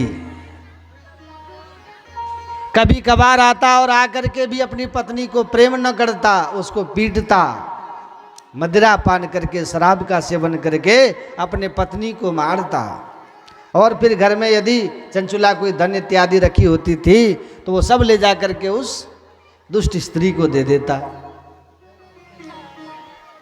बहुत समय तक चंचुला ने पतिव्रत धर्म का पालन किया। लेकिन आखिर मनुष्य ही तो है। घर में किसी और एक पुरुष का आगमन होने लग गया और धीरे धीरे धीरे चंचुला के भी मन में विकार उत्पन्न हुआ और चंचुला का भी मन किसी पराये पुरुष पर आकर्षित हुआ। भाई देखो, साधक को इसलिए एकांतवास का उपदेश दिया गया है। साधना करने वाले साधक को चाहिए हो सके तो अकेले रह करके भजन करे, और अकेले न रह पाओ, संग जरूरी ही हो तो संतों की संगति करो, महापुरुषों की संगति करे, अच्छे लोगों की संगति करे। मानस में कहा गया है, या तो अच्छे लोगों की संगति करो, कुसंग से तुम्हारे भीतर विकार कब आ जाएंगे आपको पता भी नहीं चलेगा। वो कहते हैं ना, जैसा करोगे संग वैसा चढ़ेगा रंग। इसलिए संतन के संग लाग रे, संतन के संग लाग रे, तेरी अच्छी बनेगी।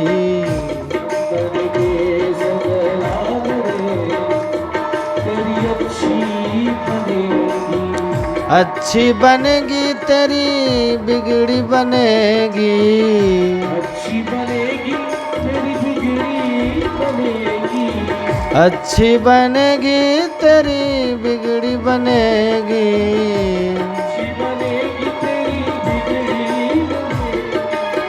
होए तेरो बड़ भाग रे, तेरी अच्छी बनेगी।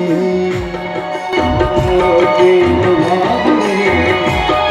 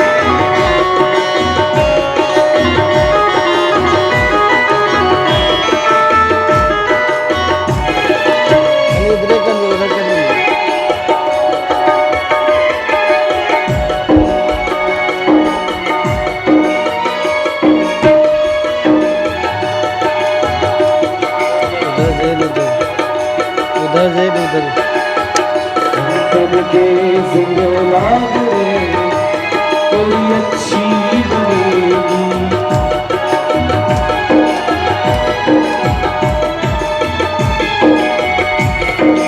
अच्छी बनेगी, अच्छी बनेगी, अच्छी बनेगी तेरी बिगड़ी बनेगी, अच्छी बनेगी तेरी बिगड़ी बनेगी। एक बार फिर से दोनों हाथ उठाकर संतन के संग लाग रे कोई अच्छी बनेगी। संतन के संग लाग रे कोई अच्छी बनेगी।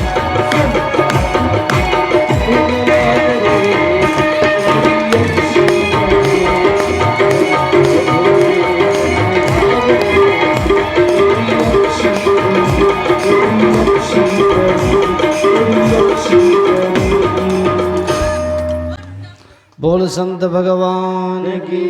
कहते हैं ना, जैसा करोगे संग वैसा चढ़ेगा रंग। आपने अपने जीवन में अनुभव किया होगा, गलत व्यक्ति के संग बैठ बैठ करके हमारे मन में भी गलत बातें आनी शुरू हो जाती है। शराबी के साथ 2-4 महीने बैठोगे ना, तो कब तुम्हारे भी मन में शराब पीने की भावना जग जाएगी तुम्हें पता भी न चलेगा।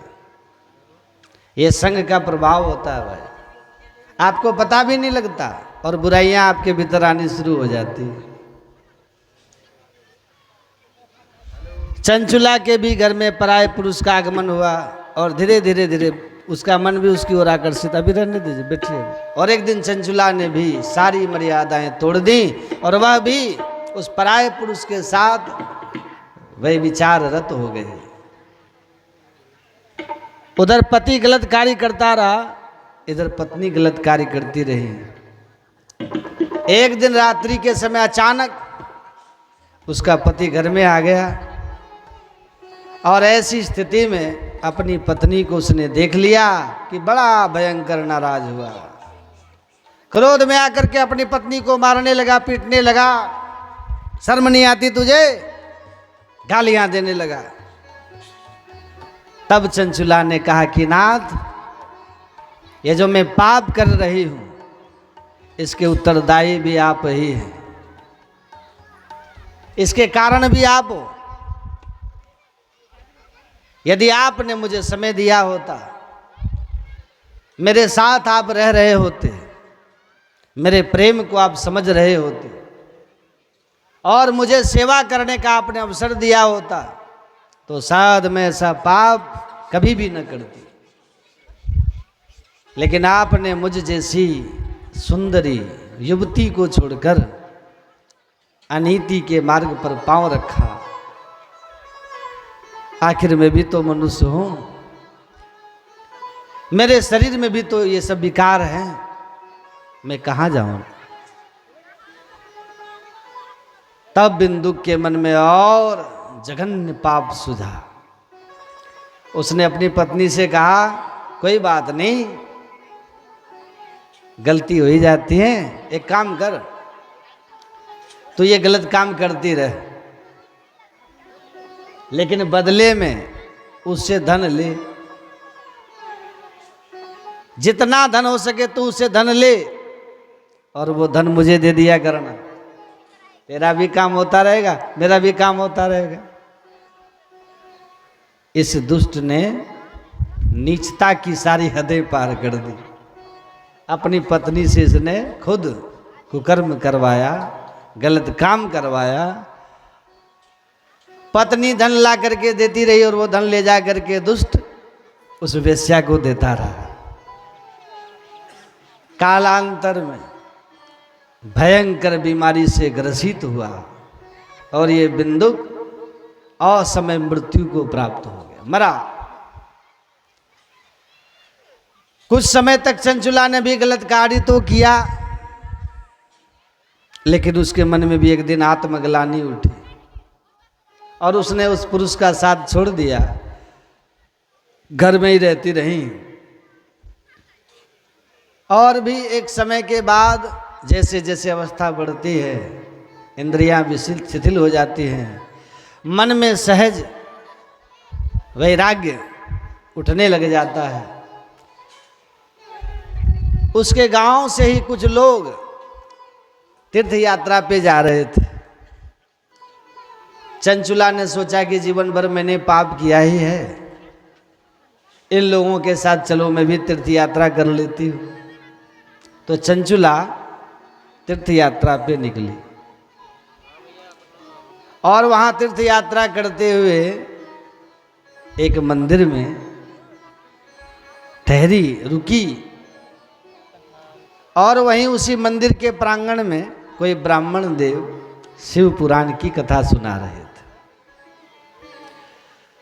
और प्रसंगवश इसने ऐसा सुन लिया कि जो स्त्री अपने पति को छोड़कर विवाह के बाद पराये पुरुष के साथ गलत कार्य करती है, मरने के बाद यमपुरी में तमाम यातनाएं उसको भुगतनी पड़ती हैं और लोहे का तपता हुआ पुरुष उसको आलिंगन करना पड़ता उसको, और ऐसा बहुत काल तक करना पड़ता है, कई कल्प तक। जब ये सुना चंचुला तो कांप गए और कथा के बाद एकांत वातावरण देखकर उस ब्राह्मण के पास गई और चरणों में गिरी और रोने लग गए। हे ब्राह्मण देव, मैं बहुत अभागी हूँ, मैंने जीवन में बहुत पाप किया, मेरी रक्षा कीजिए नाथ। आज आपके मुख से कथा सुनकर ऐसा लग रहा था मानो स्वयं भगवान शंकर मुझे मार्गदर्शन दे रहे हैं। मैं तो कांप गई महाराज सुनकर। अब मैंने पाप कर ही लिया, भूल हो ही गई, तो क्या महाराज इस नरक में हमको न जाना पड़े, इसका कोई उपाय है?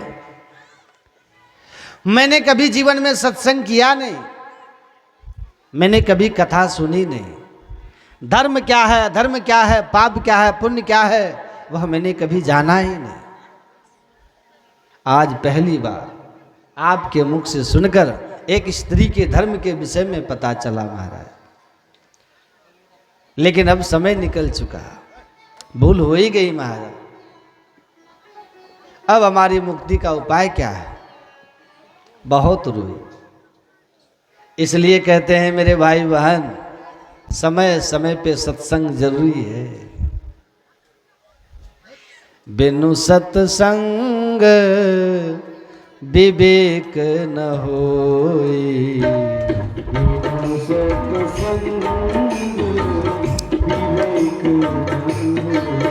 हाँ बिनु सत्संग विवेक न होई।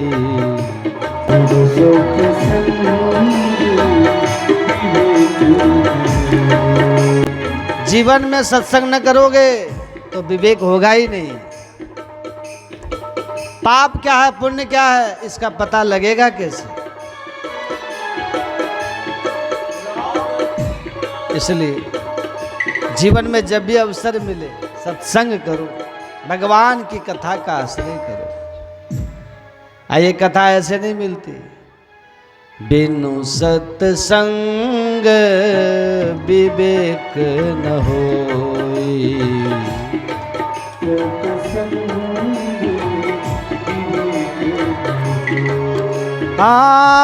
राम कृपा बिनु सुलभ न सोई, राम कृपा बिनु सुलभ बिनु सत्संग विवेक न होई।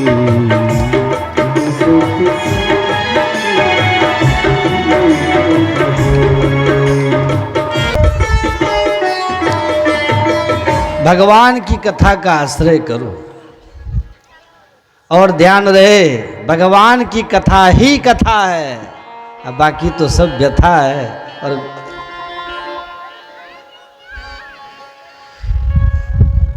किसी के भी पास बैठो,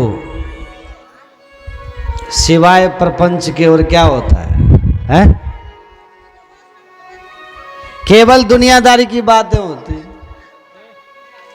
इसलिए यहां वहां बैठ के समय नष्ट करने से अच्छा है भगवान की संगति पर बैठो, शास्त्रों की संगति करो, संतों की संगति करो। अपने बच्चों को कथा में लेके आओ, संतों के पास लेके आओ। देखो मुस्लिमों को देखो, बचपन से अपने बच्चों को मस्जिद लेके जाते हैं, देखा ना आपने। और हम हिंदू लोग राम भरोसे छोड़ देते हैं बच्चों को, हैं? पशु की तरह केवल बच्चे पैदा ही मत करो, उन बच्चों को संस्कारित करो। बचपन से तुम कथा में लेके आओ, उनको कथा से प्रेम करवाओ, क्योंकि सत्संग ही न करेंगे, कथा में भी वो आएंगे ही नहीं, तो विवेक होगा कैसे? अच्छा क्या है, बुरा क्या है, धर्म क्या है, धर्म क्या है, पाप क्या है, पुण्य क्या है, कौन बताएगा? कौन बताएगा? बिनु सत्संग विवेक न होई। आप लोग भी गए, बगैर सत्संग के विवेक नहीं होता। राम कृपा बिनु सुलभ न सोई, राम कृपा बिनु सुलभ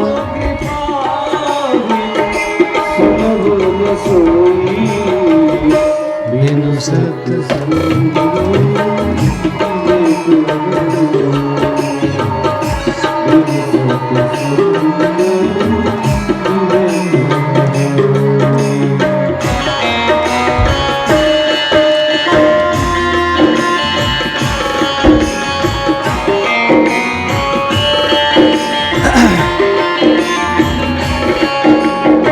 तो बिना सत्संग के विवेक नहीं होता। चंचुला ने रोते हुए ब्राह्मण देव से कहा, नाथ मैंने कभी कथा नहीं सुनी, जीवन में मैंने कभी सत्संग न किया नाथ, मुझे पता न था, मुझसे भूल हो गई। तब ब्राह्मण देव ने कहा, देवी रो मत, पाप करना बुरी बात नहीं है, पाप पर प्रायश्चित न करना बुरी बात है। भूल किससे नहीं होती? बड़े बड़े महात्माओं से भी भूल हो जाती है, नहीं होती? कौन है संसार में ऐसा जिससे पाप न हुआ? पाप हो जाना कोई बड़ी बात नहीं है, लेकिन उस पाप का प्रायश्चित न करना ये चिंता का विषय है। पाप हो गया कोई बात नहीं, अब पाप का प्रायश्चित कर लो। तपसा ब्रह्मचर्येन समेन च धमेन च त्यागेन सत्य शोचाभ्याम यमेन नियमेन च।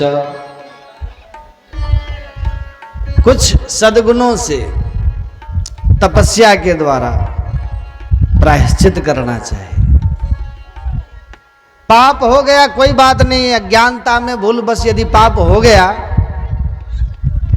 तो उस पाप का प्रायश्चित करो, उस पाप पर पछताओ और आगे न करने का संकल्प लो कि जीवन में कुछ भी हो जाए हम ऐसा पाप दोबारा नहीं करेंगे। भाई जब जागो तभी सवेरा है, पाप हो ही गया कोई बात नहीं, आगे न कर, इतना तो कर सकते हो ना, आगे न करने का संकल्प ले लो। हे देवी तुमसे पाप हुआ कोई बात नहीं, भगवान महादेव की शरणागति कर लो, भगवान महादेव के चरणों में अपना प्रेम बढ़ाओ, भगवान भोलेनाथ ही तुम्हें इस पाप से मुक्त कर सकते हैं। शिव पुराण की कथा सुनो। तो तो कहते हैं उस देवी ने, उस स्त्री ने, चंचुला ने ब्राह्मण देव का प्रार्थना किया शिव महापुराण की कथा सुनने के लिए। और तब एक दिन अच्छा मुहूर्त जानकर ब्राह्मण देव ने चंचुला को बड़े प्रेम से शिव महापुराण की कथा सुनाई। और शिव महापुराण की कथा सुनने के बाद जब पूरी हो गई कथा, चंचुला का मन बदल गया। भगवान आशुतोष के चरणों में उसकी प्रीति बढ़ी और ऐसा प्रेम बढ़ा कि धीरे धीरे धीरे सब त्याग दिया उसने। भस्म धारण करती हैं, रुद्राक्ष की माला धारण करती हैं और भगवान शंकर के ओम नमः शिवाय का इस मंत्र का जाप करती है। हर हर महादेव शंभो काशी विश्वनाथ गंगे। कालांतर में उसकी मृत्यु हुई और जब मृत्यु हुई तो स्वयं भगवान शिव के गण विमान लेकर आए और चंचुला को आदर समेत विमान पर बैठाए। दिव्य रूप धारण करके चंचुला शिवगणों के साथ भगवान शंकर के धाम को गई और वहां जाकर भगवान भूत भावन महादेव का दर्शन किया, अपनी दृष्टि को पवित्र किया और ऐसे भाव से दर्शन करके अश्रुपूरित हो गई। देख करके आंख से झरझर झरझर अश्रु बहने लग गए। भोलेनाथ को देखकर सोच रही थी मन में कि भगवान शिव हमारे कितने करुणावान हैं, मुझ जैसी पापिनी को भी आज अपने चरणों में आने का मौका दे दिया। और रो रही थी। तब परम्बा भगवती माता पार्वती ने बड़े प्रेम से अपने पास बुलाया, बहन इधर आ, मेरे पास आ। और डरते डरते चंचुला माता पार्वती के पास गई। माता जगदम्बा ने स्वयं आगे बढ़कर उसको अपने हृदय से लगाया, अंक में भर लिया और हाथ पकड़ करके कहा कि तू घबरा मत, आज से तू मेरी सखी हो गई, मेरी सहेली हो गई, मैं तुझे अपने साथ अपनी सखी बना करके रखूंगी। बोलिए जगदम्बे मात की जय। और चंचुला धन्य धन्य हो गई। ऐसी है ये शिव महापुराण की कथा। अब शेष कथा में कल से आपको सुनाऊंगा। अधिक रात्रि होने के कारण वाणी को यहीं विराम।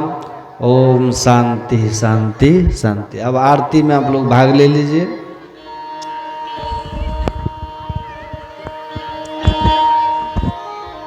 कल जो है ठीक 3 बजे से कथा प्रारंभ हो जाएगी। आप लोग समय से आइएगा तो समय से हम खत्म कर देंगे 7 बजे।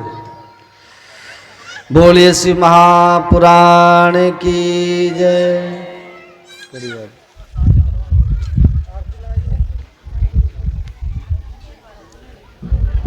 खोल दीजिए मोबाइल।